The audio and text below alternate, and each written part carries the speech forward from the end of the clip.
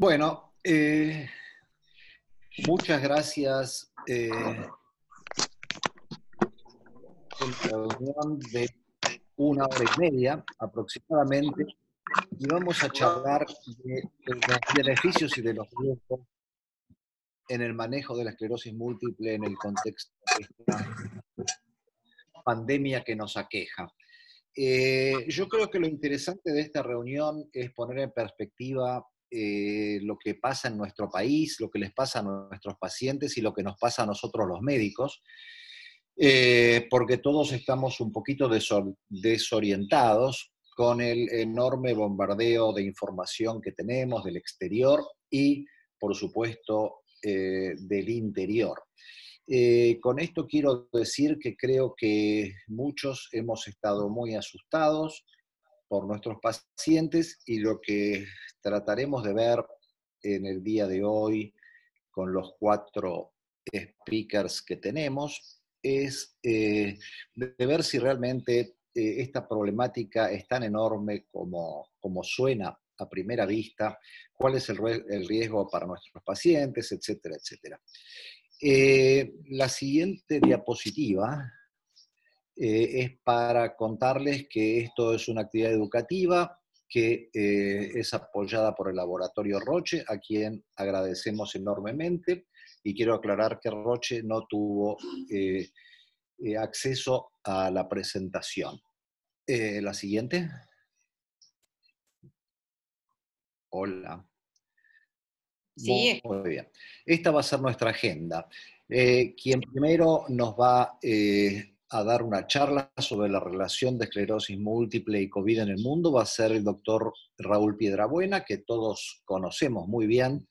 Él trabaja en el Instituto Modelo de Neurología y en la Fundación Lenox y en la Clínica Universitaria Reina Fabiola de Córdoba, y a quien agradecemos enormemente por haber preparado esta charla. A continuación, vamos a tener una visión distinta a la que estamos acostumbrados a tener los neurólogos en todos estos webinars, y que es nuestro invitado de hoy, Sebastián Núñez, que es médico infectólogo.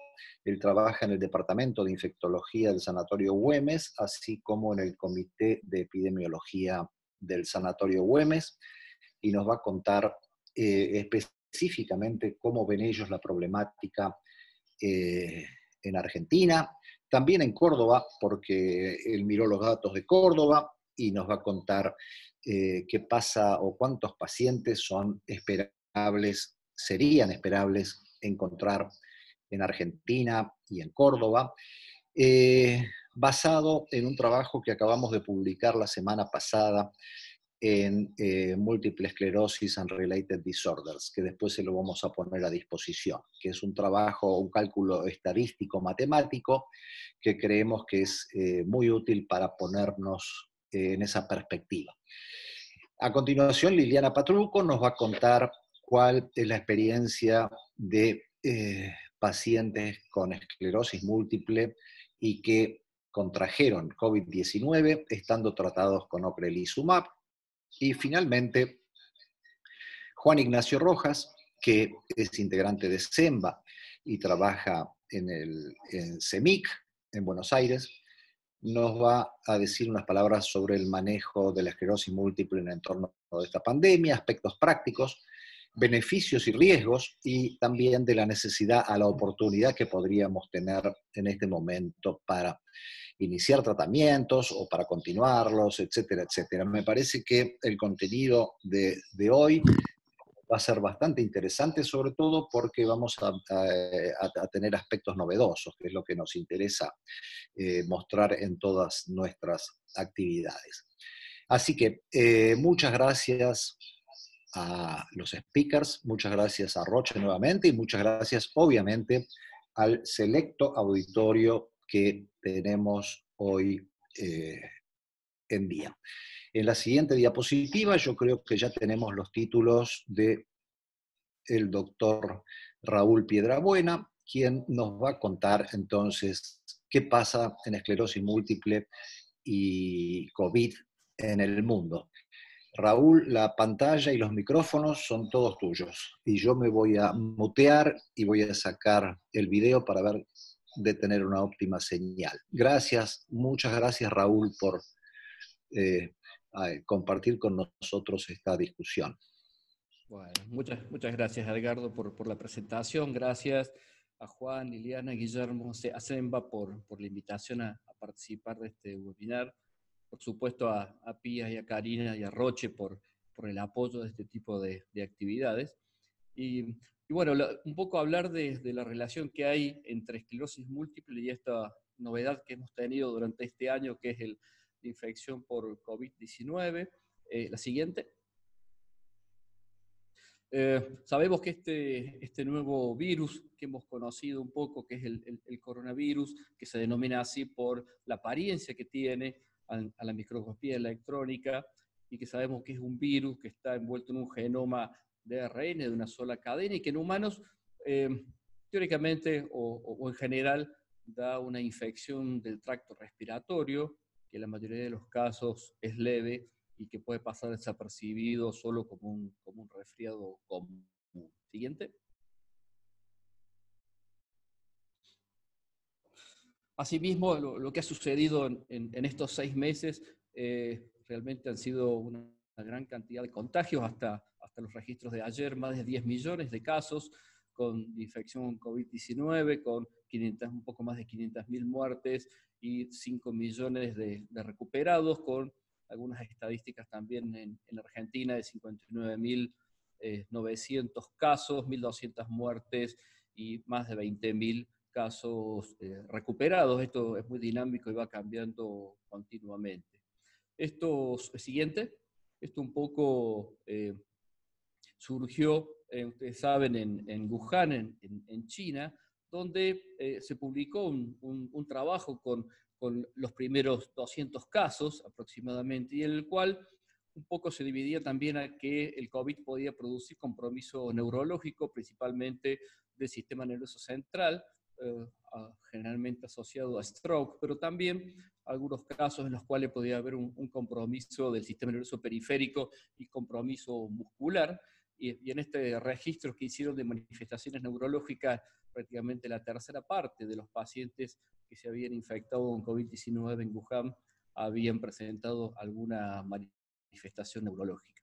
Siguiente. Cuando esto lo traspolamos un poco a la relación de esclerosis múltiple, dijimos que el COVID generalmente daba una enfermedad leve en personas sanas, pero que podía ser de alto riesgo en personas mayores de 65 años, sobre todo si presentaba comorbilidades o inmunocompromiso. Si bien la esclerosis múltiple sabemos que es una enfermedad de gente joven, más del 45%, perdón, más del 14% de los pacientes son mayores de 65 años. Y sabemos también que los pacientes con esclerosis múltiple que tienen una alta discapacidad y enfermedad recurrente tienen también mayor riesgo de presentar complicaciones graves. Hasta el momento no hay una evidencia de que las terapias que utilizamos para la enfermedad aumenten el riesgo de infección o muerte en relación al COVID-19, pero sí debemos tener en cuenta los distintos mecanismos de acción de las medicaciones que usamos habitualmente. Siguiente. Estos son resultados del registro que se ha hecho a nivel mundial de los pacientes con esclerosis múltiple bajo tratamiento y infección de COVID, y en el cual hasta el 9 de junio había unos 9.000 pacientes que se habían infectado, las 2/3 partes con formas de recaídas y remisiones. Y la medicación que más frecuentemente utilizaban estos pacientes eran fingolimod, ocrelizumab, natalizumab y dimetilfumarato. La siguiente. Muy interesante, fue uno de los primeros registros que fue el del grupo italiano, encargado por María Pia Sormani, en el cual hubo un registro de 232 pacientes con COVID y esclerosis múltiples, algunos ya con diagnóstico confirmado y otros con diagnóstico sospechado.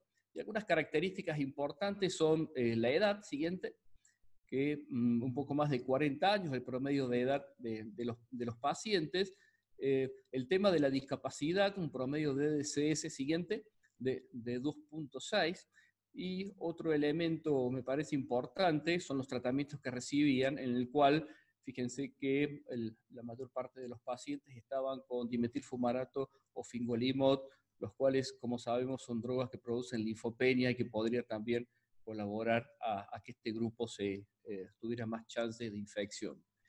Cuando se realiza, se analiza un subgrupo siguiente de pacientes que fueron los que evolucionaron peor respecto a la enfermedad, se ve que fueron 10, de los cuales 5 fallecieron, y que un poco lo interesante para evaluar, que un poco está relacionado con lo anterior, es que los 5 pacientes presentaban formas progresivas de la enfermedad, o secundarias progresivas, o primarias progresivas, con un EDSS alto, fíjense, mayor de 6. Y otro elemento que un poco llamó la atención es que estos 5 pacientes, 2 se encontraban bajo tratamiento, uno con dimetilfumarato y otro con rituximab, pero 3 se encontraban sin ningún tipo de terapia. También importante remarcar que fíjense que de estos 5 pacientes, 4 presentaban importantes comorbilidades. Del resto de los pacientes, también algunos que se recuperaron y otros que tuvieron un empeoramiento, los 5 de estos pacientes presentaban forma de recaídas y remisiones, y la gran mayoría no presentaba comorbilidad. O sea que elementos importantes para los pacientes es la forma progresiva, la alta discapacidad y la presencia de comorbilidades, un poco como conclusión, a pesar de que fue un número pequeño de pacientes. Siguiente. En Latinoamérica ustedes saben que hay un registro, uno puede registrar los pacientes con esclerosis múltiple y con infección de COVID. Este es un poco el reporte del webinar del ACTRIN que se realizó el jueves a la noche pasado, en el cual los expertos en cada uno de los países reportaban la cantidad de casos que existían con COVID y esclerosis múltiple. Los 3 países que más casos reportaron fueron México, con alrededor de 120 casos, Brasil 94 casos y Chile 23 casos. En el caso de Argentina, el reporte que hizo Ricardo Alonso fue de 3 casos. Por lo tanto, siguiente, se calcula que existen en Latinoamérica hasta el momento unos 256 casos de pacientes con esclerosis múltiple e infección de COVID. Siguiente. Junto con estos reportes también, y todos habrán visto que a partir de marzo comenzaron a surgir algunos tipos de recomendaciones para el manejo de los pacientes con esclerosis múltiple. Estas son las recomendaciones del Reino Unido, en el cual la mayoría de las recomendaciones, como van a ver, coinciden en algunos puntos. Uno es que los pacientes que están recibiendo una terapia modificadora de la enfermedad no deberían suspenderlo.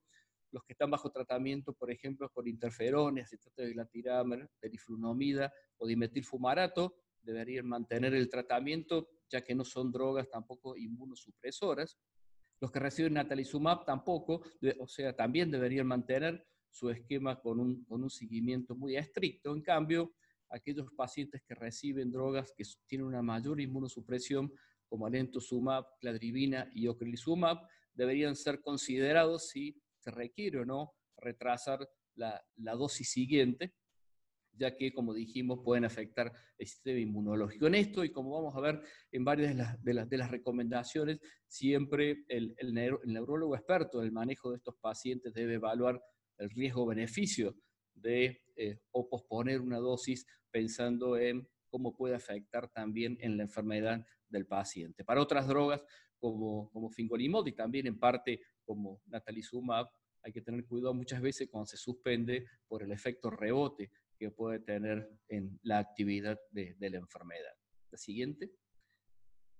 En el caso de la Sociedad Americana de Esclerosis Múltiple, fíjense que no hay mucha diferencia respecto a las recomendaciones: continuar con el tratamiento, evaluar aquellas terapias que tienen una mayor inmunosupresión, y también tener cuidado de que si se decide suspender algún tratamiento, que no sean terapias que hayan demostrado tener un efecto rebote sobre el manejo. Siempre evaluar el beneficio y el riesgo de cada una de estas conductas. A nivel de Latinoamérica hubo también recomendaciones publicadas. Esto fue encabezado por la doctora Adriana Carrera, en el cual muy interesante en el sentido de que cuáles eran las recomendaciones, tanto en pacientes que iniciaban el tratamiento como aquellos que estaban bajo tratamiento y cuál debían ser el control que debería realizar. Por ejemplo, en el caso de interferón acetato de glatirámer, se puede iniciar tratamiento y se puede continuar con los controles habituales.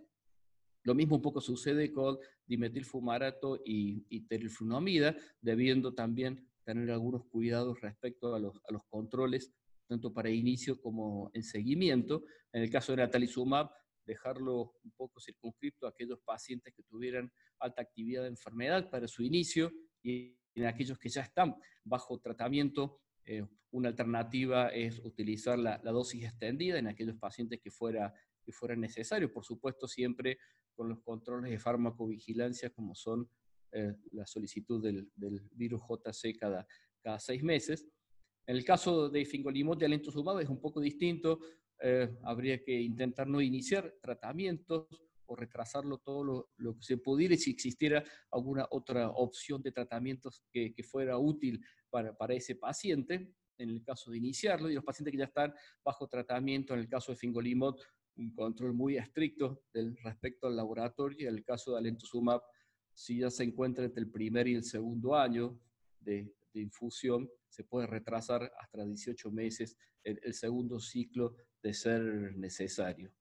Con otras terapias, siguiente, como cladribine, sucede similar a alemtuzumab, en lo posible no iniciar tratamiento, ver si existe alguna otra opción, y en el caso de que ya el paciente haya realizado el ciclo del primer año, o sea que ya inició el tratamiento, podría ser necesario realizar el segundo ciclo, dependiendo también de la actividad de la enfermedad que tengan estos pacientes. Ocrelizumab, bueno, siguiente seguramente Liliana va a hablar un poquito respecto a las recomendaciones y un poco lo que hay hasta ahora. Siguiente.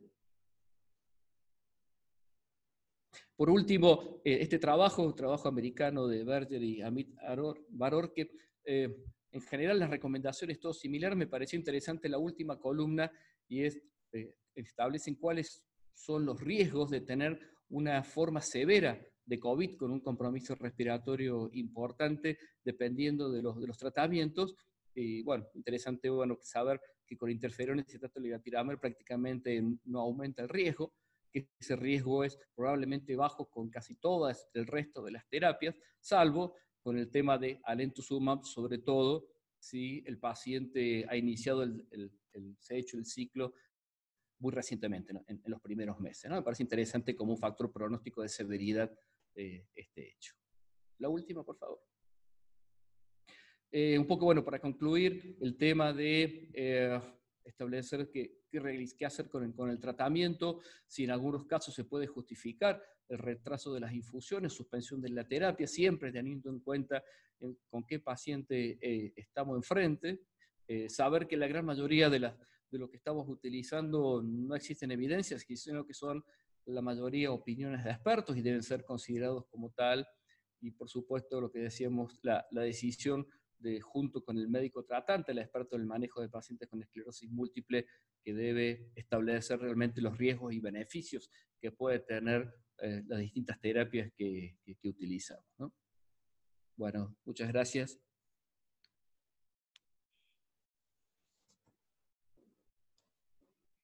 Muchas gracias, Raúl.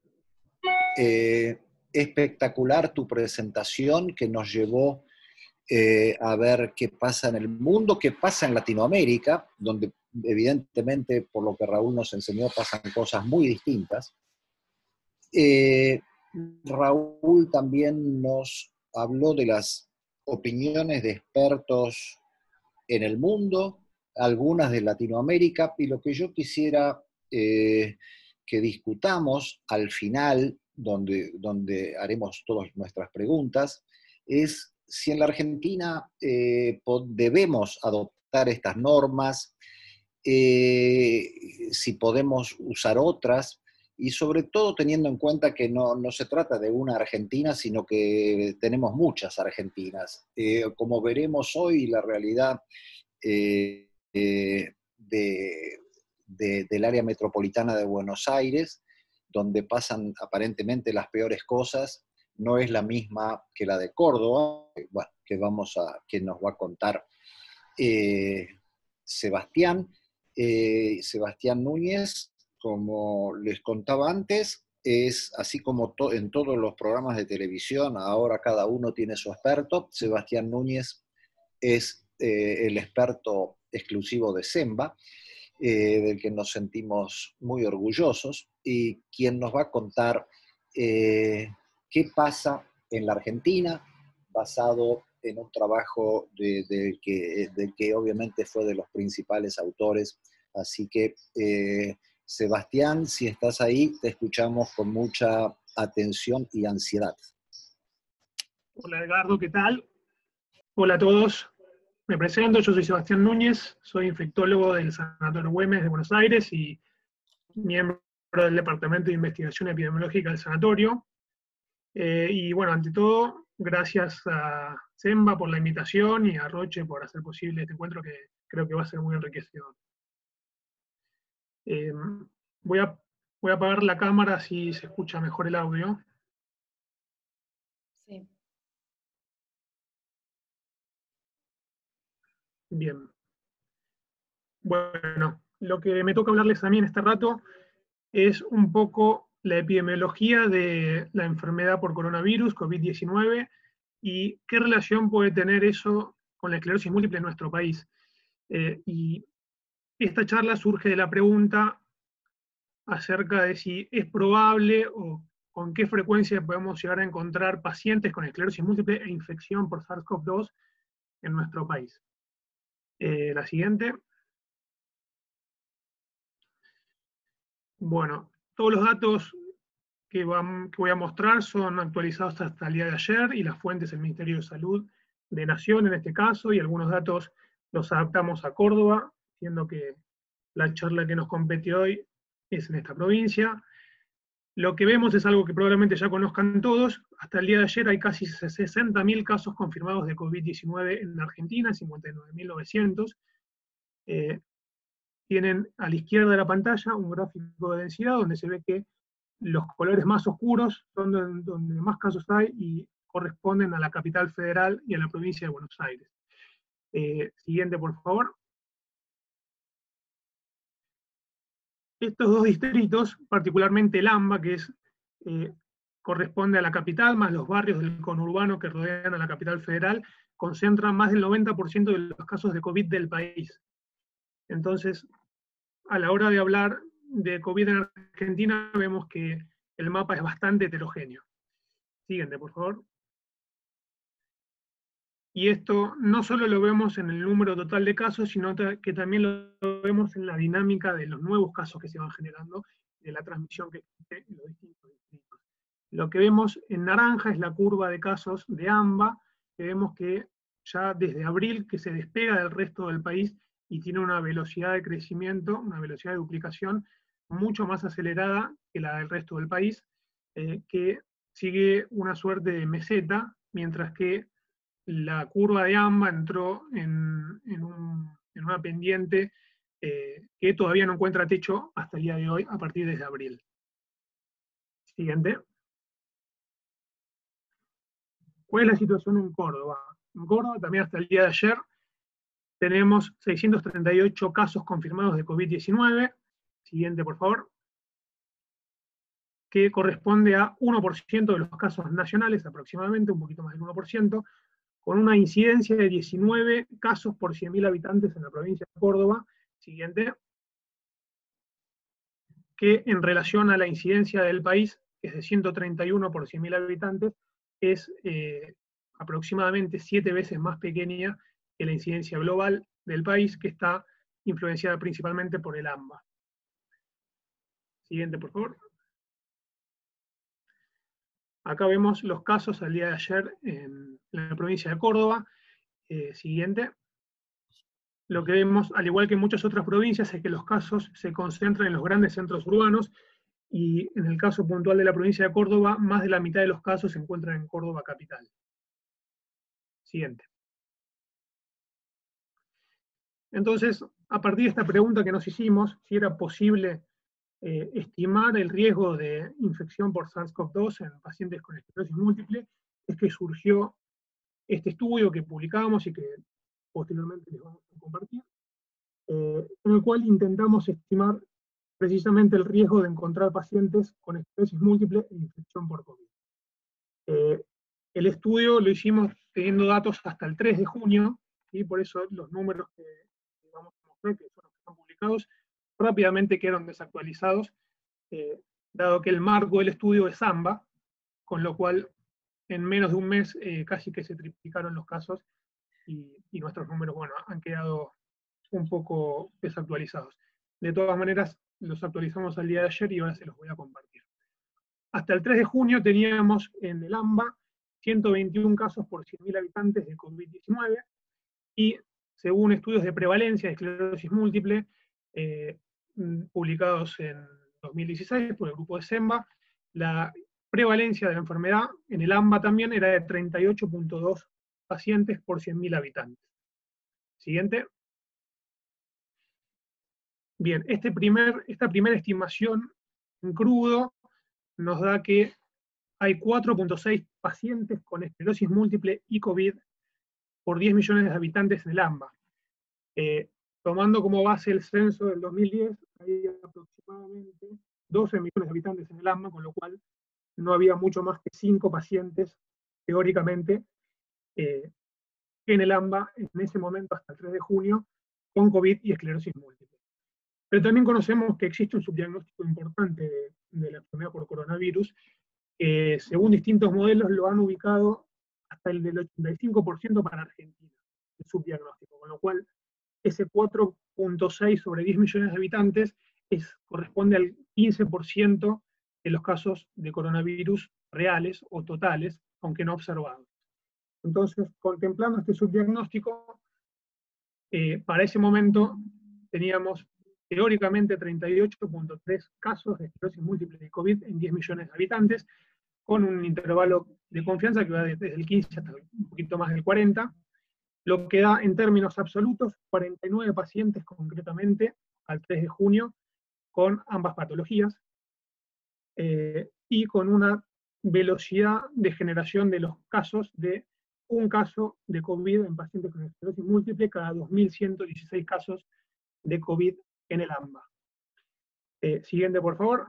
Esto actualizado al día de ayer, al 28 de junio, con los casos llegando casi a 60.000 a nivel del país y 55.000 a nivel de AMBA, nos da una incidencia estimada de 132 casos de COVID en pacientes con coronavirus en el AMBA por 10 millones de habitantes, lo que en términos absolutos nos da 170 pacientes.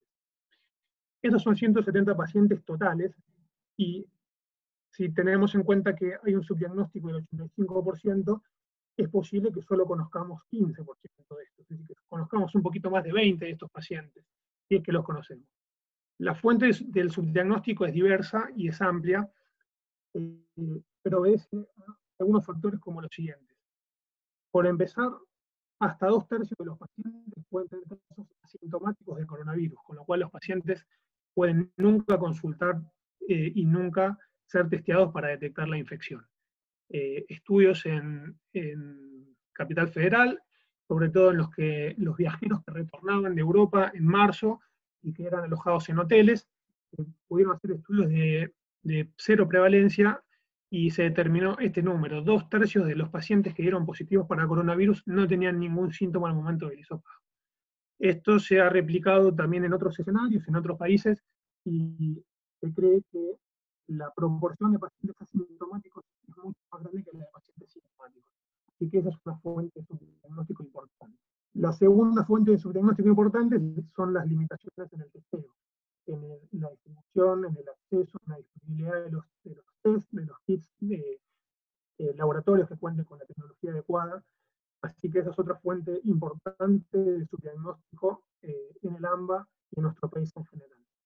Así que teniendo en cuenta estas dos variables fundamentalmente, es que podemos explicar que el número esperado de casos con ambas patologías sea tal vez un poco alto, pero que solo hayamos observado una porción pequeña. Siguiente, por favor. Bien, ¿cómo es que estimamos este riesgo? Voy a explicarlo brevemente y vamos a hacer un ejercicio de cómo estimar el riesgo en Córdoba. Lo estimamos utilizando esta fórmula que ven, que es el teorema de Bayes, y que corresponde básicamente a la forma numérica o analítica de expresar la teoría de los conjuntos cuando queremos calcular la probabilidad de que ocurran dos eventos en simultáneo. Siguiente, por favor. Para poder utilizar este teorema necesitamos algunas condiciones que se cumplan. En primer lugar, necesitamos que los sucesos sean independientes, es decir, que la probabilidad de ocurrencia del coronavirus no se ve influenciada por la probabilidad de la ocurrencia de la esclerosis múltiple y viceversa.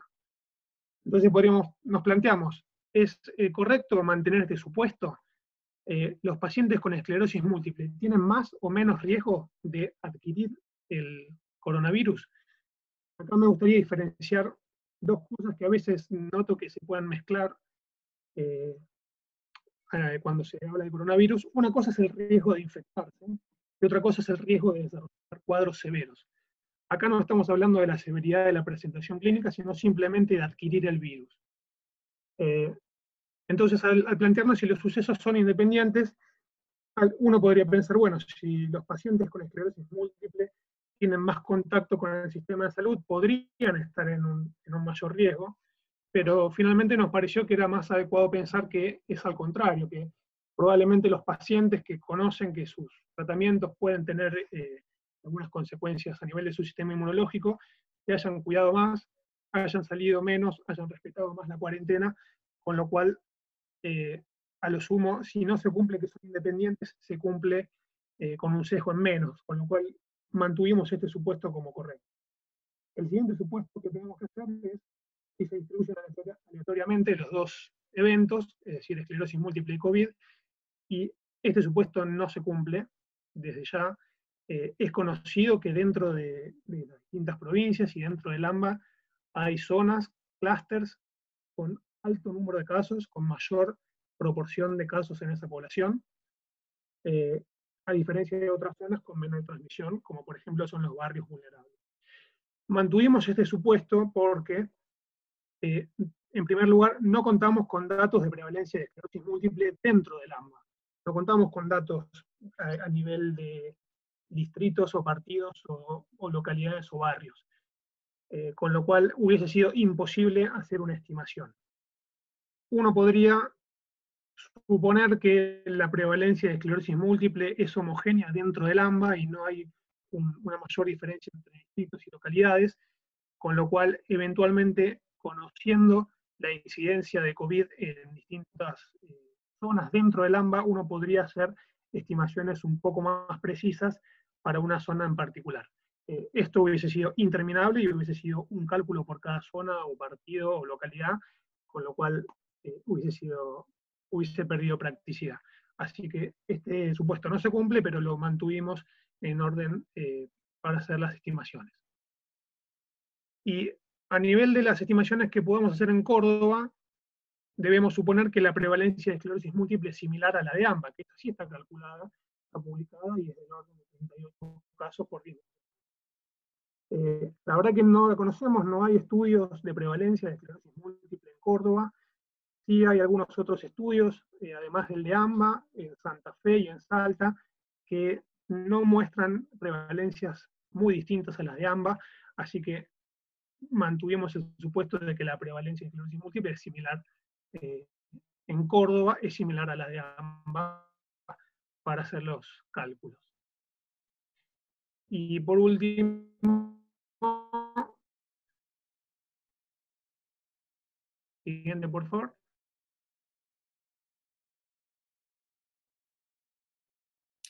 Hola.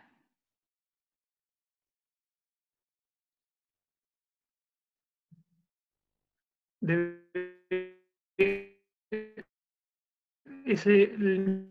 nivel de subdiagnóstico que antes lo habíamos mencionado en 15%. No se está escuchando bien, Sebastián.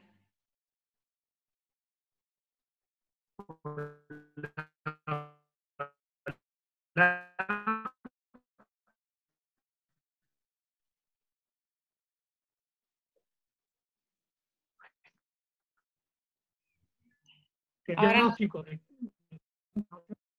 los casos de COVID es estimado para todo el globalmente, pero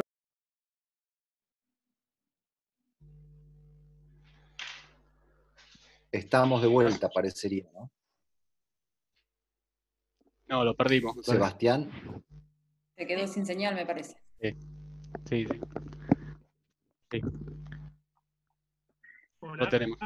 Ahí vuelve a ver, Sebastián. Bien. ¿Escuchan?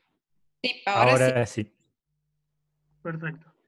Bueno, no sé si se cortó. No se escucha muy mal, no se escucha. En algún No se escucha nada, no se Sebastián. Ah.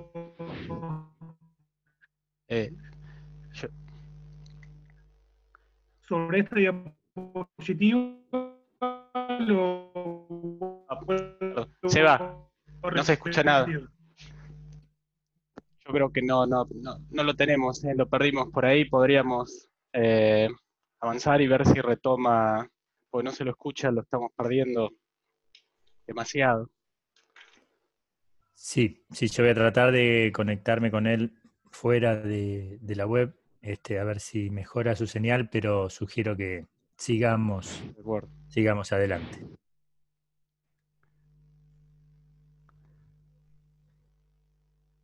¿Lili? Sí, muestro. Hola, Sí, ¿me escuchan ahora? sí, ahora te escuchamos bien. Perfecto.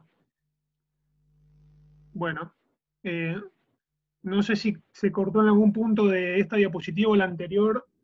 Vuelvo a repetir algo si les parece o si no, continuamos desde acá. Sí, dale con Sí. esta. Dale con.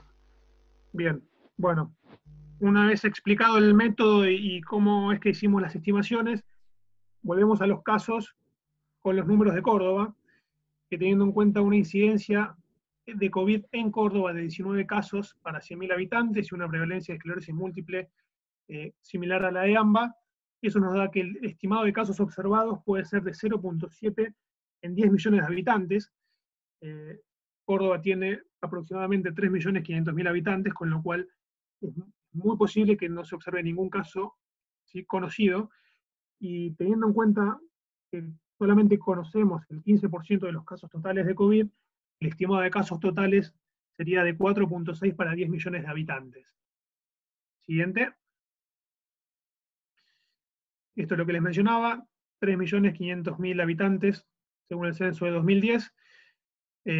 Esto daría en términos absolutos 0.25 pacientes con los casos conocidos de coronavirus y 1.6, podremos decir entre 1 y 2 pacientes con coronavirus y esclerosis múltiple con los casos totales.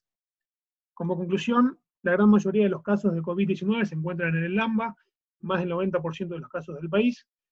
La tendencia es que esta dinámica de duplicación acelerada de casos continúe y aún siendo más marcada para el AMBA, es decir, que ese 90% es esperable que vaya creciendo aún más.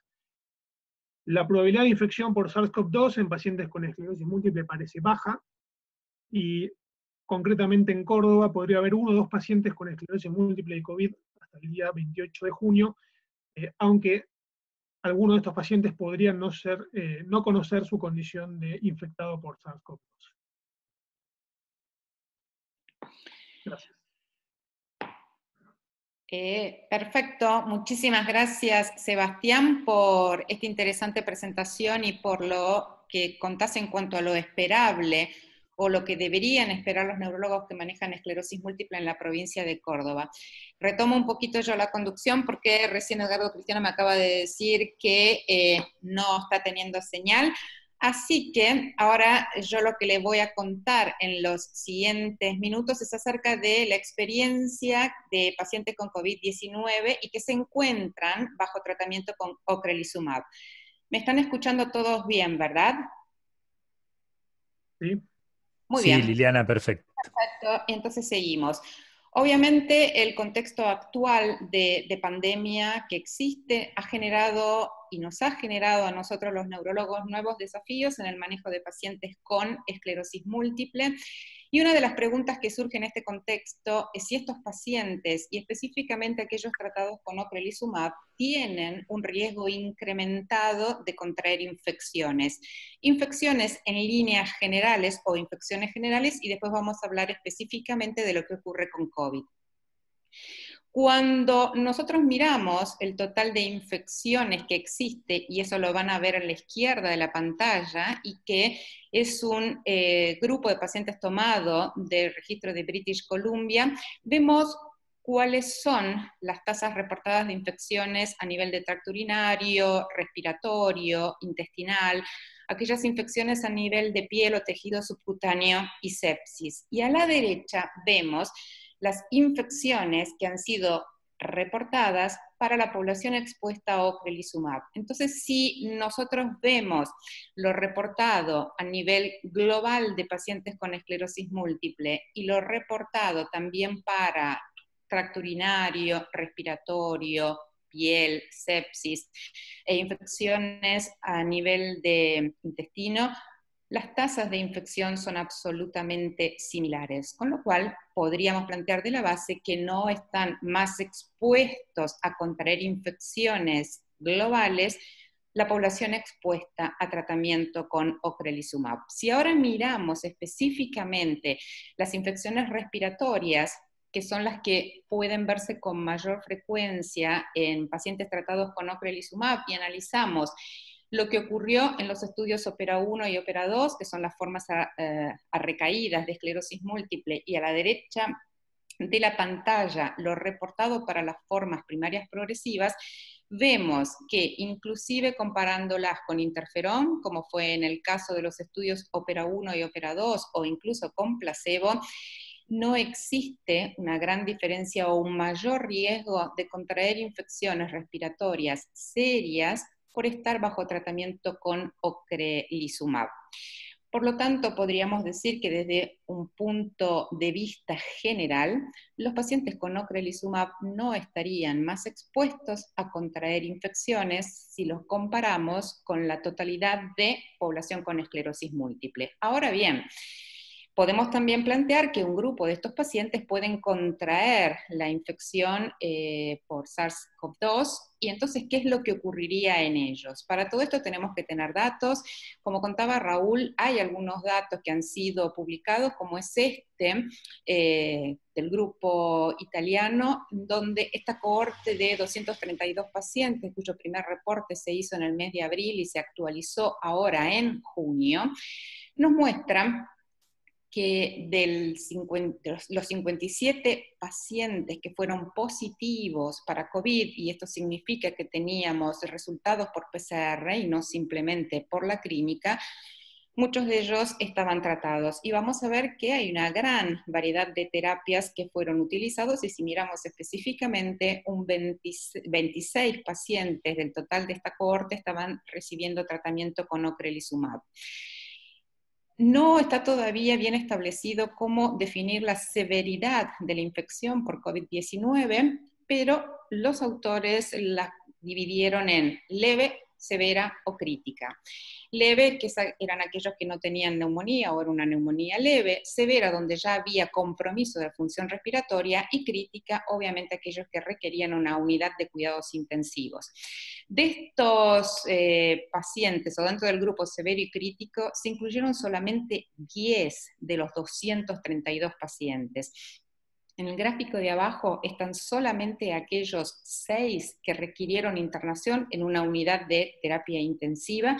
Vamos a ver que de estos 6, 5 fallecieron, y solamente Dentro de los que fallecieron, 2 estaban bajo tratamiento con drogas modificadoras de la enfermedad. Y en líneas globales, todos estos 6 pacientes tenían una mayor edad, porque era 63, la mayoría eran hombres, una larga duración de su enfermedad, que vemos que en promedio son 22 años, fenotipo progresivo, un EDSS elevado también, obviamente comorbilidades, y todo eso en conjunto hace que la mortalidad, por supuesto, se eleve. Y dentro de los 4 casos que fueron severos, 2 de ellos estuvieron tratados con ocrelizumab, pero los reportes que tenemos del seguimiento es que han ido mejorando. Con lo cual, más allá de que pudieron contraer infección por COVID-19, eso no tuvo un impacto negativo en la evolución de los casos. Por supuesto necesitamos más datos, esta es la iniciativa mundial que actualmente está en curso y que intenta obtener ciertas respuestas en el relativo corto plazo acerca si de las personas con esclerosis múltiple tienen un mayor riesgo de desarrollar infecciones severas por COVID-19, si hay alguna droga modificadora de la enfermedad en particular que puede incidir en la severidad de la infección, y factores que pueden predecir quiénes de aquellos pacientes con esclerosis múltiple que contraen la enfermedad pueden tener una peor evolución. Por supuesto, Argentina está participando de esto, y dentro del registro Relevaren existe un apartado, que es lo que están viendo ahí abajo, en donde además de infecciones por COVID-19 se incluyen también las de dengue. ¿Y qué datos de todo esto tenemos disponibles hasta el momento? Sabemos que acá se incluyen datos que son reportados por médicos, datos reportados por pacientes, hay más de 600 datos reportados por médicos y casi 6.000 reportados por pacientes. Puede haber una superposición de data porque de pronto algunos de estos datos reportados por pacientes pueden ser incluidos dentro de lo que reportaron los médicos, con lo cual debe de trabajarse bastante en tratar de limpiar esta base. Como vemos en la tabla de la izquierda, América Latina, a través de Relacoem, tiene incluidos 4 pacientes, 3 de los cuales tenemos claramente datos. Uno de ellos, bajo tratamiento con interferón, falleció. Tengamos en cuenta que era un paciente de 67 años y con comorbilidades que desarrolló una infección severa, una neumonía bilateral, y fallece por COVID. Los otros 2 pacientes tratados con dimetilfumarato y fingolimod tuvieron una evolución favorable y ningún tipo de complicación, más allá de que era una forma leve de infección por COVID-19. Hasta el momento, y por esta base de datos, las conclusiones que se pueden sacar es que el porcentaje de pacientes hospitalizados o que ingresan a unidad de terapia intensiva o que fallecen es mayor en los fenotipos progresivos, punto 1, es mayor además en aquellos pacientes cuyo EDSS está por encima de 6, y además estos EDSS más elevados estuvieron entre los 50 y los 69 años de edad, por lo tanto la edad es un factor de riesgo per se de tener, sí, un curso más severo de la enfermedad por COVID-19. Pero hasta ahora vamos viendo lo que se repetía ya en observaciones previas: formas progresivas, EDSS elevados, edades más avanzadas y la presencia de comorbilidades son los factores de riesgo que están más asociados a tener una peor evolución de la enfermedad y no tanto el tratamiento que están recibiendo. Y específicamente, ¿tenemos datos de pacientes tratados con ocre y que contrajeron la infección por COVID? Sí tenemos. Y esto es un estudio que fue reportado a fines de mayo de este año, en donde partimos de la base de que en el mundo hay más de 160.000 pacientes con esclerosis múltiple que están bajo tratamiento con ocrelizumab. Entonces lo que se hizo fue revisar todos los datos incluidos en la base global de seguridad de Roche Genentech al 30 de abril del 2020 y vieron entonces qué porcentaje o qué número total de pacientes tratados con ocrelizumab eran sospechosos o habían sido confirmados de tener infección por COVID-19. Ellos clasificaron la severidad de la infección como asintomática, no tenía síntomas, leve, solamente presencia de fiebre o tos, pero por supuesto eran pacientes que no requirieron una hospitalización, Moderada cuando había un acortamiento de la respiración, severa por la presencia de neumonía, y crítica, sí, cuando ya requerían ser internados en unidades críticas o necesitaban asistencia respiratoria mecánica.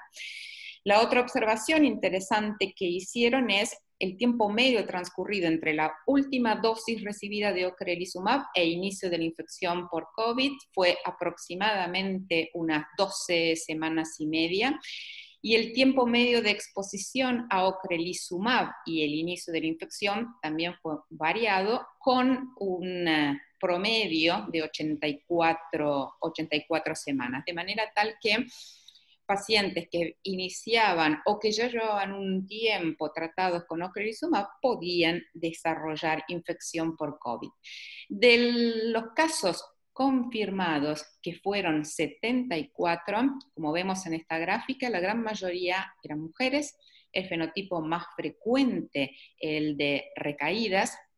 De estos 74 pacientes, 26 requirieron hospitalización y 13 permanecían internados al momento de generarse este reporte.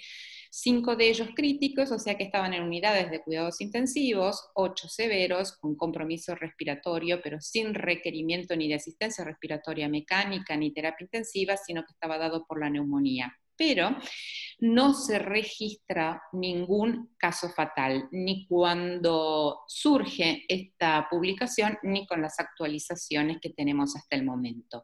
Por lo tanto, podríamos concluir esta presentación diciendo que las personas con esclerosis múltiple no tienen un riesgo incrementado comparado con la población general de contraer infección por COVID-19, que en caso de que la contraigan, la evolución de la enfermedad no es más severa que la observada en la población general, y que no tenemos evidencia al momento actual que el curso de la infección por COVID-19 sea más severo en pacientes tratados con ocrelizumab.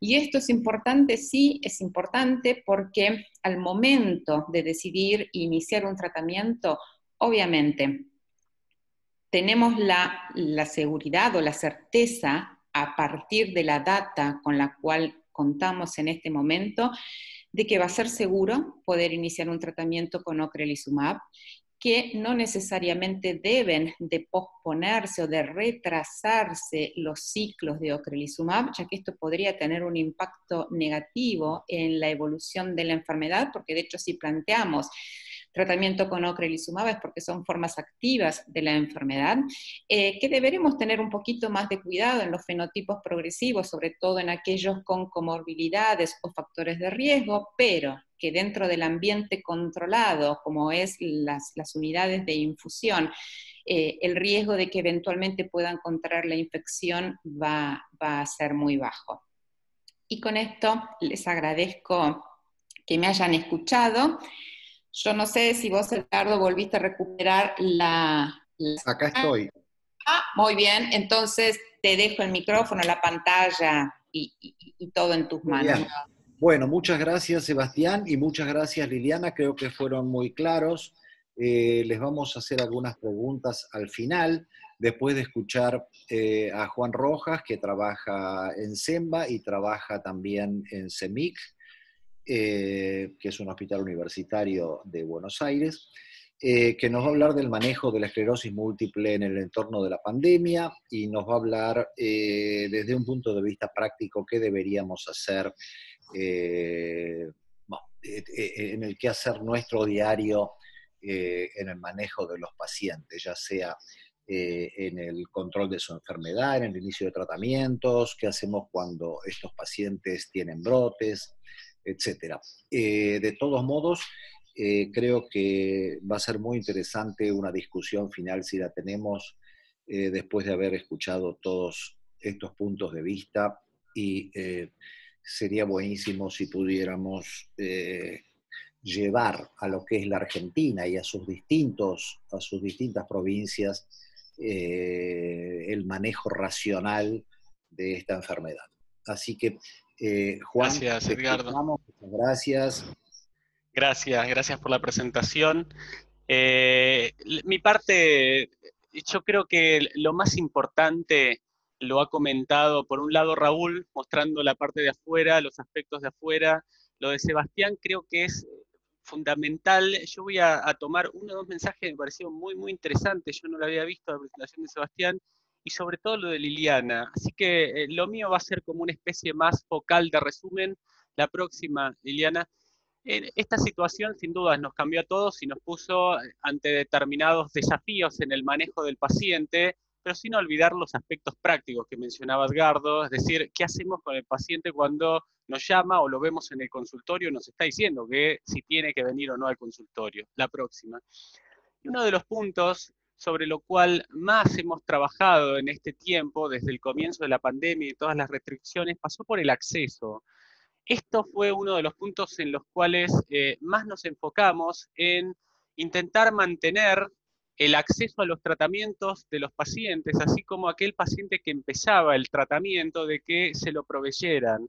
Y desde ahí es donde intentamos mantener, a través de las recomendaciones, a través de aspectos legales en algunos casos y a través de reforzar los pedidos, que se mantuviese el tratamiento, porque en muchas situaciones lo que vimos era que esta situación generaba una oportunidad para los financiadores para decir, bueno, por este tiempo no vamos a mantener los tratamientos. Entonces, uno de los puntos en los cuales más trabajamos fue en el de mantener el acceso. Y eso a través de, si el paciente al comienzo no verlo, utilizar los sistemas de telemedicina, de teleasistencia, más allá de específicamente la consulta y de enfocarnos en los aspectos educativos, pero el de mantener el contacto con el paciente, que eso no fuese un obstáculo, ya sea el de no poder verlo o eventualmente que el paciente no pudiese venir al consultorio, y que ese obstáculo lo pudiésemos sobreponer a través de la asistencia remota, a través de la próxima, ya sea el contacto informal que se podría generar, o en algunos casos contactos más formales, a través de sistemas más desarrollados de entrevistas con los pacientes. Esta es una encuesta que hicimos en la mitad de la cuarentena, donde vimos que gran parte de los profesionales en Argentina, entrevistados, incluso gran parte de los profesionales en Latinoamérica encuestados, sí aplicaban la teleasistencia, y sobre todo lo aplicaban para mantener el acceso al tratamiento por parte del paciente, así como mantener la información y el contacto de qué se debía hacer en cada situación. La próxima. Se hicieron muchas especies de webinars y muchos contactos con los pacientes, pero sobre todo, la próxima, para, más allá de mantener este contacto y de la provisión, del acceso, de poder proveer información, la próxima, el de que esta información por parte del paciente, que tenía que ver de cómo era su estado de salud respecto a fatiga, respecto a depresión, ansiedad, no lo perdiésemos, no fuese una excusa esto de no verlo para no estar atrás de estas situaciones, así como tampoco no fuese una excusa para mantener la rehabilitación. Y acá es donde empezamos a implementar distintas estrategias para que la rehabilitación, el seguimiento, el monitoreo, el estado de salud del paciente, no lo perdiésemos. A través de estas herramientas digitales, a través de la teleasistencia, a través de transmitir este tipo de herramientas para que el paciente siguiese rehabilitando, ya sea físicamente como cognitivamente en otras situaciones. La próxima, Eliana. Uno de los puntos sobre los cuales también más trabajamos entre colegas, ya sea local o internacionalmente, fue algo que venía mencionando Liana y Raúl, el de qué hacemos con los tratamientos. Y si bien al principio tuvimos un poco de dudas y se generaron algunas recomendaciones sobre si comenzar aquellos que habíamos decidido empezar, si mantener a aquellos pacientes que venían utilizando un tratamiento, en la medida de que empezamos a ver más y más datos de la vida real, que provenían de estos registros internacionales que mostró Raúl, de lo que pasaba en Argentina, de lo que pasa internacionalmente, empezamos a entender ciertos aspectos que sobre todo tienen que ver con algo que mencionaba Liliana. Hoy no hay datos respecto a aquellos pacientes con esclerosis múltiple que se infectan, tengan formas más agresivas de la enfermedad de COVID, ni tampoco los tratamientos tengan una influencia en hacer que si el paciente con esclerosis múltiple se infecta tenga una evolución distinta. Por eso es que la recomendación hoy está pasando por comenzar los tratamientos en aquellos pacientes que deben comenzarlo y por mantener los tratamientos en aquellos pacientes que vienen usando tratamientos. Lo mismo para modificar el tratamiento si viene utilizando algún tratamiento y se encuentra ante una situación de falla, o ausencia de respuesta al tratamiento y debe modificar el mismo. O sea que la conducta que quizás al comienzo nos puso un poco de stand-by, hoy con más evidencia nos encontramos sobrepasando ese stand-by y volviendo a tener nuestra práctica que teníamos pre-etapa de COVID respecto a tratamientos. La próxima. Con respecto a las recaídas nos pasó lo mismo, quizás al comienzo pusimos un freno y evaluamos más en detalle y pusimos un umbral más alto, pero hoy el manejo sigue siendo el que teníamos previo a la etapa de COVID, que tiene que ver con la individualización de la recaída. Y aquel paciente que tiene una recaída que consideramos que tiene que recibir tratamiento porque está impactando en sus actividades de la vida diaria, hay que tratarlo. Hay que tratarlo y no perder ese tiempo demorando o por ahí no tratando y dejándolo hacia la libre evolución y que el paciente se recupere muy tardíamente. La próxima. Algo similar respecto a los controles de resonancia y los análisis. Quizás al comienzo establecimos de poder posponer las resonancias o demorarlas en el caso de que eran de rutina, pero por supuesto que cuando hacemos una resonancia estamos en dos situaciones.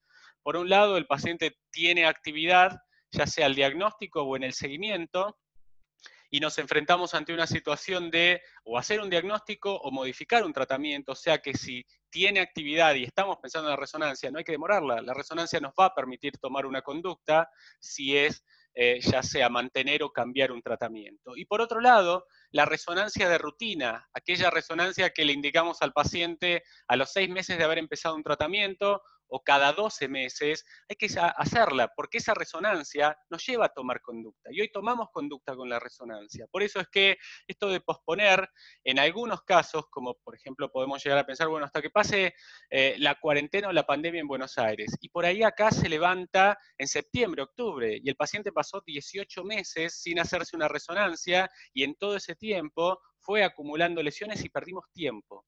Por eso es que no hay que retrasar los estudios que tenemos programados para el paciente. Por supuesto, salvo situaciones muy específicas, pero hoy la recomendación es mantener los cuidados que manteníamos en los pacientes previo a esta etapa de pandemia. La próxima. Para los análisis lo mismo.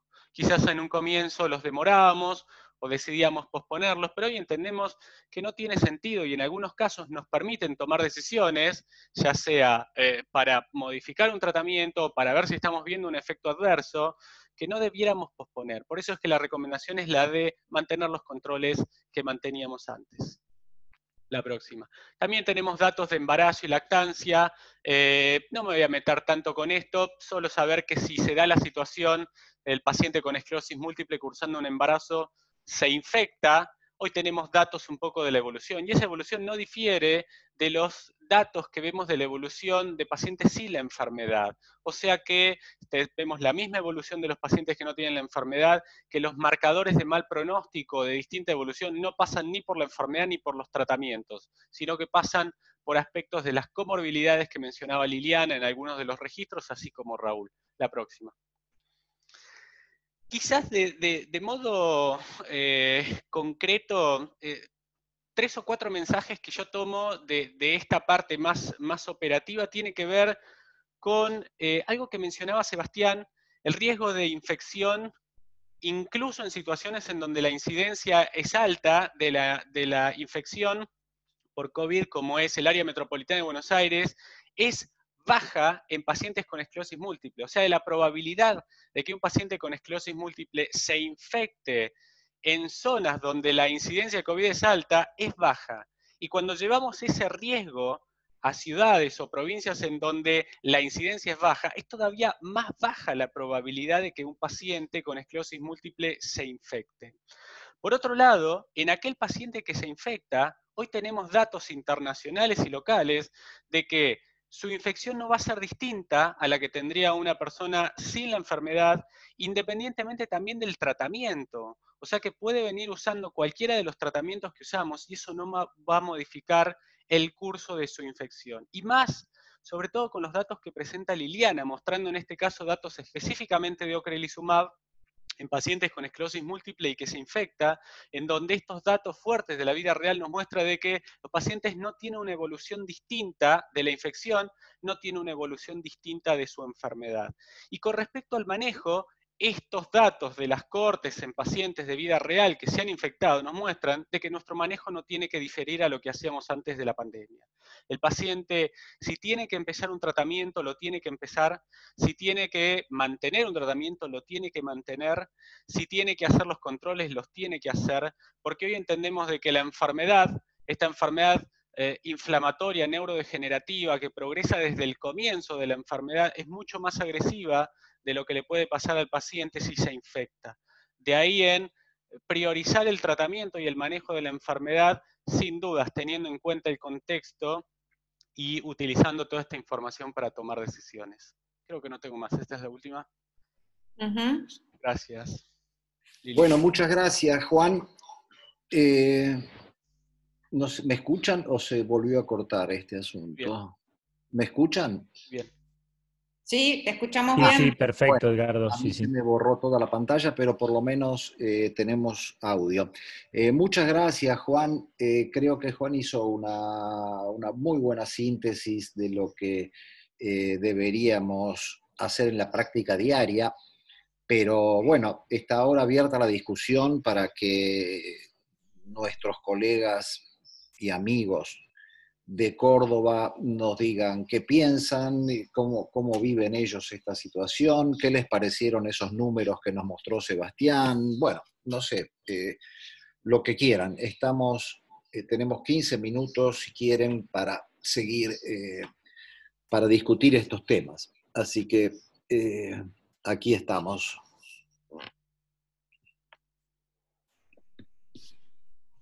Yo, si quieren, arranco con un punto, y es una pregunta por ahí para Raúl: si en esta situación tuvieron dificultades en el acceso, específicamente con ocrelizumab, para hacer las aplicaciones, ya sea de comienzo o de mantenimiento, porque el paciente no pudiese acceder a un centro para hacer la aplicación en este contexto.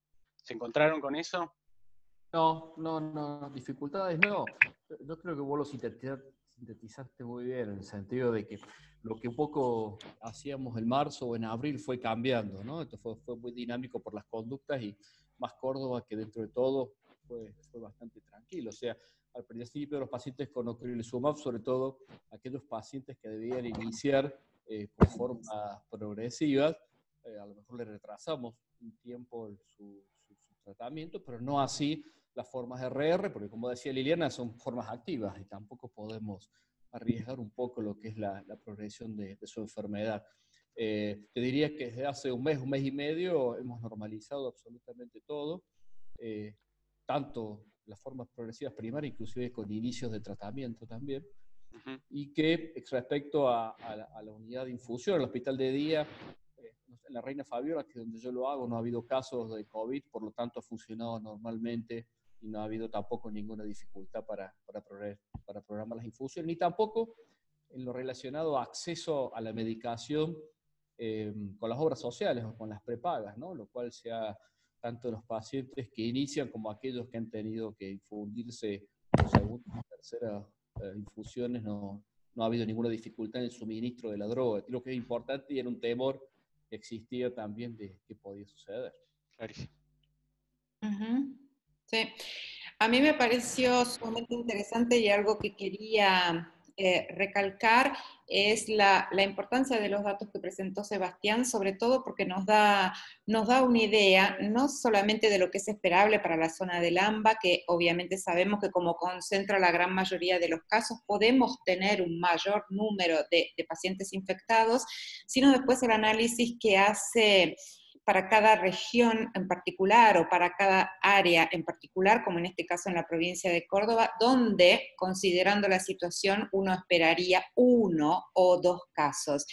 Y eso resalta la importancia, sobre todo, que en este contexto y para la provincia de Córdoba no tenemos riesgos en cuanto a asumir las decisiones relacionadas a inicio o continuación de tratamientos, porque de hecho la posibilidad de que vayan a contraer infección por COVID es tremendamente baja, y por los datos que tomamos de series internacionales que tienen un mayor número de pacientes, hemos visto que pacientes bajo tratamiento y aún habiendo contraído la infección, la evolución no va a ser peor.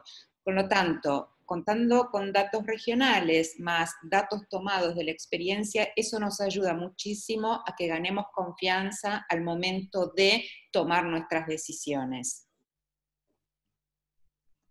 Muy bien, a mí me interesaría preguntar a la gente de Roche, de Medical de Argentina, ¿cómo ven ustedes el problema o si pueden contarnos algo sobre qué pasó con las prescripciones del producto de ustedes? Si ustedes notan que la pandemia hizo que se retrasaran tratamientos iniciados, sobre todo, o si tienen algún dato que podamos saber desde el punto de vista de ustedes. Cambió mucho, o sea, marzo, cuando empezó la pandemia, creo que salvo pocos centros, el italiano creo que fue uno de ellos que no suspendió, y por ahí algunos centros, perdón, los chicos de fondo. No sé, Cari, si querés contestar vos. No pasa Pero nada. bueno, si no contesto con el fondo. Contesta tranquila.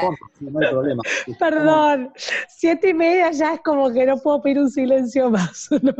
Te escuchamos No, muy pero bien. sí. Bueno, buenísimo. No, la verdad que en marzo sí, un poco como pasó en muchas partes, en muchos centros, y mismo pacientes no iban, entonces en marzo hubo centros que no tenían ni siquiera armado protocolos de infusión y otros que sí, y se veía muy diferente en el país y en cada hospital que lo hacía de una forma como distinta. Después sí nos pasó que a los pacientes no acercarse a las consultas, no había nuevos tratamientos. Nosotros vamos menos de un año recién de Ocre disponible comercialmente en Argentina, entonces lo que fueron segundas infusiones y continuaciones de tratamientos se siguieron haciendo una vez que tuviera cada médico organizado su centro, su lugar de infusión, o el protocolo establecido. Por ejemplo, me acuerdo al principio en Córdoba no se hacían infusiones y de repente se empezaron a hacer y se normalizó y se infundieron los pacientes que se tenían que infundir. Lo mismo pasó en Mendoza, lo mismo pasaron en algunos hospitales de Cava. Y hoy en día tenemos ya tratamientos, o sea, es muy, muy diferente, o sea, hay tratamientos de pacientes nuevos que están iniciando sus tratamientos, y también hay todavía médicos que quizás las primarias progresivas las siguen posponiendo, como que todavía desde nuestra parte, por eso también como impulsábamos un poco estos encuentros, porque se ve como muy dispar, ¿no? A la hora del manejo del paciente con Ocre. Y la realidad es que nada, nos importaba también escucharlos a ustedes, cómo venían con eso, pero sí es verdad que al no ir los pacientes a atenderse por miedo, porque las capacidades están reducidas, o sea, yo creo que muy pocos lugares están al 100% de atención, o sea, consultorios o turnos al 100%.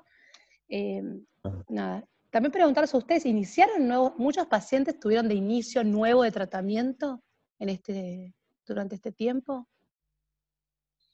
¿Cuántos pacientes sienten o tienen un registro? No sé si hay una estadística de si el porcentaje de diagnóstico fue el mismo, si no sé, diagnosticaban 10 pacientes por mes, ahora diagnostican igual o no, no sé, eso. No, cayó. Yo particularmente tuve mucha menos visita del paciente, y el paciente que por ahí tenía algún síntoma, o no hizo la consulta, o por ahí hizo una consulta y medio como que lo fueron pateando. O sea que los que llegaron, sin duda, fueron, en nuestro caso, menos de los que habitualmente llegaban, en donde había un flujo más masivo de los pacientes. Eso sí, sin dudas. Sí. Pero ha ido creciendo, Sí. ¿no? Yo creo que ha ido creciendo. No es lo mismo abril que mayo, ni mayo que ¿Cómo, junio. Raúl, más fuerte? A ver. Que esto ha ido creciendo, digo, dentro de todo lo que es la atención. No es lo mismo lo que hacíamos en abril que a veces lo que hicimos en mayo, en el cual, porque al principio el tema de las dudas de iniciar tratamientos o segundas dosis de infusiones estaba relacionado a que todos nos decían esperemos que venga el pico, después que pase el pico lo hagamos.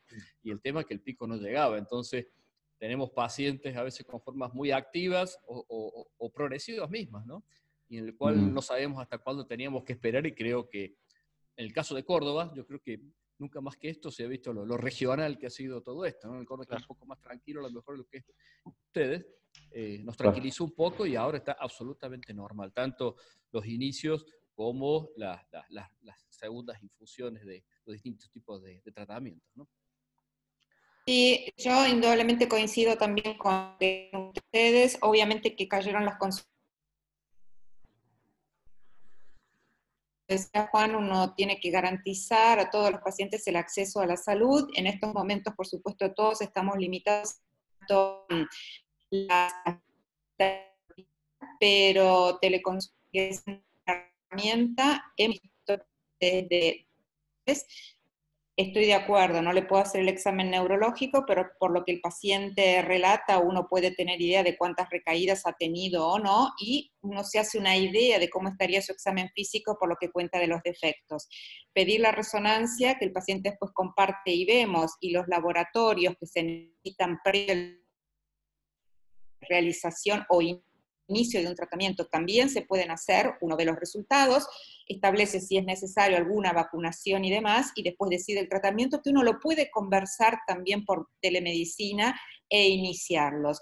Con lo cual, por supuesto, cayeron las consultas de primera vez, pero en aquellas que hemos tenido, hemos podido definir el diagnóstico, definir un tratamiento, estamos viendo los resultados de los laboratorios. En algunos casos tuvimos que decidir vacunas, esperar resultados de PPD y demás, pero los hemos podido iniciar sin problemas.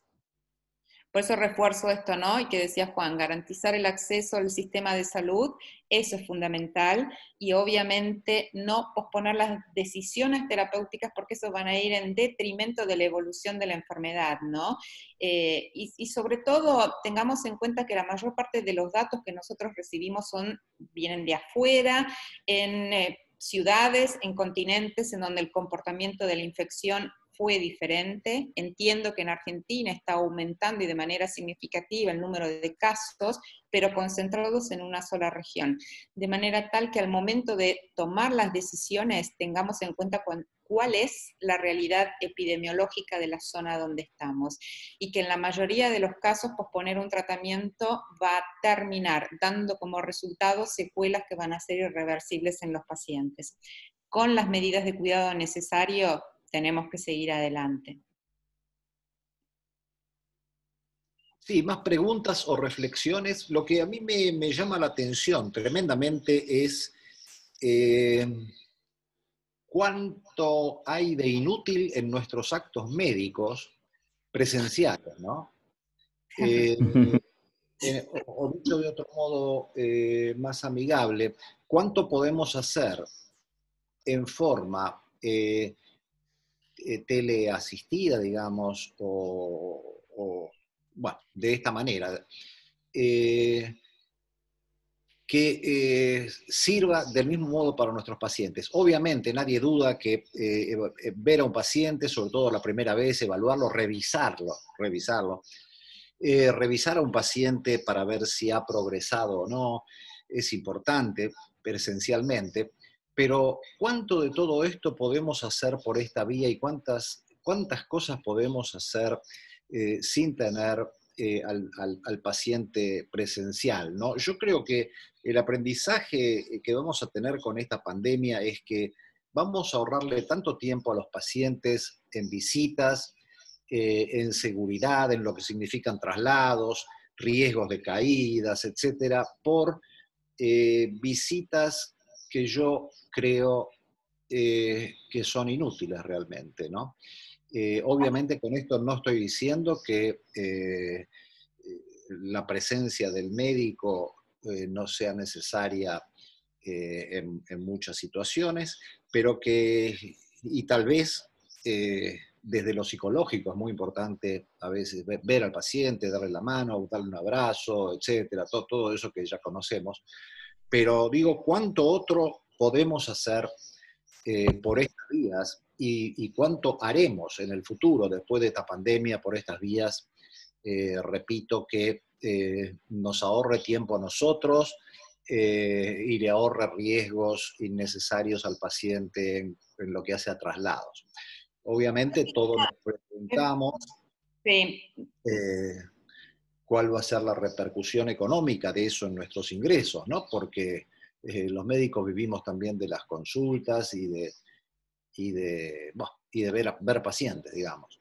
La telemedicina está en vías, yo creo, o está evolucionando en la forma de poder obtener, de que los médicos tengan retribución económica por eso, pero yo creo que no es un punto todavía del todo terminado o claro. Pero me parece que sin duda, como dicen en la televisión todos los días, Tinelli o Mauro Viale, después de la pandemia, digamos, la realidad va a ser otra, ¿no? Y sobre todo en lo que hace a la medicina, no sé si tanto para otras cosas, pero en la medicina creo que estos charlatanes tienen mucha razón, ¿no? Bueno, por lo menos en cuanto a una encuesta que se hizo en el Hospital Italiano, se vio que el 75% de los problemas o de las consultas que realizaban los pacientes se solucionaban perfectamente a través de la teleconsulta. El 75%, que es un número bastante alto. Por supuesto que existen pacientes que necesitarán ir al hospital, y en este caso, obviamente, se sigue haciendo ahora, y cuando volvamos a la normalidad se va a seguir haciendo. Pero el evitar, hay muchas consultas que todos nos damos cuenta de que las podemos hacer perfectamente por vía virtual, que es controlar un laboratorio, y para aquellos pacientes que sufren una recaída y que necesitamos evaluarlos o hacerle el control anual para decidir si la terapia que elegimos funciona o no y debemos plantearlo, basta con un control al año. A mí me da la impresión que la telemedicina, más allá de que todavía hay que mejorar aspectos técnicos de conectividad, etcétera, etcétera, es algo que llegó para quedarse y que puede solucionar muchos problemas, sobre todo para aquellos pacientes en donde acceder al hospital, porque eso implica traslados, viajes, lucro cesante y demás, puede ser una muy buena opción. Y no sé si esto se va a reglamentar, ¿no? Pero en Córdoba, por ejemplo, en las instituciones, casi todas las prepagas cubren las consultas de telemedicina al mismo valor que la presencial. Sí. Estamos hablando de esta contingencia, no sé qué pasará en el futuro, ¿no? Pero esto por eso me parece que es una herramienta, y muchas veces, lo hemos visto con Liliana en algunas otras reuniones, lo hemos charlado, a veces al paciente lo citas a los 3 meses para que te traiga y a veces hacerlos trasladar tiene más costo también para el paciente. Entonces, sí, a lo mejor alguna consulta por medio para medir discapacidad, para hacer EDC, seguro es suficiente cuando tenga que traer algún laboratorio o algún estudio como la resonancia. Yo creo que puede ser. Hasta les diría que muchas veces el control de resonancia, si es solamente para eso, también se puede hacer, porque uno puede verlo a través de la web a los estudios junto con la consulta del paciente, ¿no? Absolutamente. Coincido que nos han enseñado una herramienta nueva, por lo menos en el caso nuestro. Hay un minuto nada más nos queda de conexión y lo quiero aprovechar a Sebas para hacerte una pregunta. Sebas, respecto a vos conocés la evolución de la infección, la historia de la infección, y mi pregunta puntual es si te asusta en un paciente con esclerosis múltiple que venga usando en este caso Crelisumab, que se infecte, o generarías alguna recomendación distinta a la que nosotros hoy tomamos y extrapolamos de afuera. Mira, Juan, es buena la pregunta. Hoy por hoy todas las terapias están en fase de investigación sobre coronavirus. Son todas drogas inmunomoduladoras e inmunosupresoras. Ya las pocas drogas que tienen actividad antiviral específica se han dejado de investigar, no han tenido muy buenos resultados, salvo el Remdesivir con algunos resultados modestos. Todo el resto de las terapias son terapias inmunosupresoras, y de hecho, hasta la fecha, el único tratamiento que ha probado disminuir la mortalidad son los corticoides.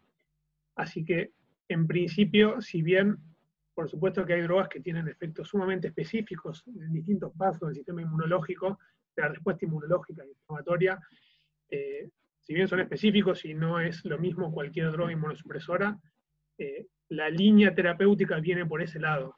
Lo que estamos conociendo del virus es que ocasiona daño más con la respuesta inflamatoria que con el efecto viral directo. Con lo cual, en principio, no nos asusta que pacientes inmunosuprimidos por distintas vías adquieran la infección. Incluso podría ser otra fuente de subdiagnóstico porque posiblemente tengan menos manifestaciones de la enfermedad algunos pacientes con ciertos puntos de su respuesta inflamatoria frenados. Clarísimo, clarísimo. Gracias, Seba. Bueno, ¿queda alguna pregunta en el auditorio o alguna comentario? No. Bueno, si no hay Muchas más, gracias. nos despedimos Estamos en de tiempo. Córdoba con mucho cariño, deseándoles que sigan por este buen camino y que pronto podamos ir a comer algo con ustedes, ir a Villa María a comer una buena parrillada y encontrarnos pronto. Esperemos que ustedes nos levanten las fronteras rápidamente. Somos los porteños los que no nos ven de ningún lado ahora. Así que les mando un fuerte abrazo a todos y esperemos vernos presencialmente muy pronto. Muchas gracias a todos, muchas gracias a Roche por habernos dado este espacio y la ayuda técnica para hacer esta conferencia, para llevar adelante esta conferencia. Así que buenas noches a todos y muchísimas gracias. Buenas noches, gracias. Muchas gracias. Buenas noches, Hasta muchas gracias. luego. Buenas noches. Chao. Gracias a todos. Chao.